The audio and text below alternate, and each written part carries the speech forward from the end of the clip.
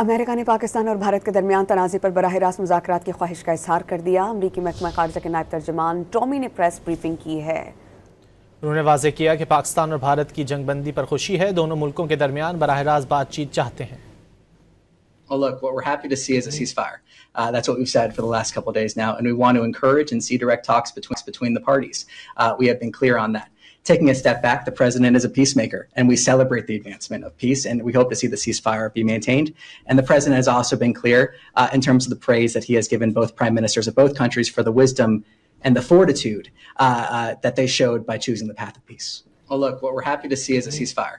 That's what we've said for the last couple of days now, and we want to encourage and see direct talks between the parties. We have been clear on that. Taking a step back, the president is a peacemaker, and we celebrate the advancement of peace, and we hope to see the ceasefire be maintained.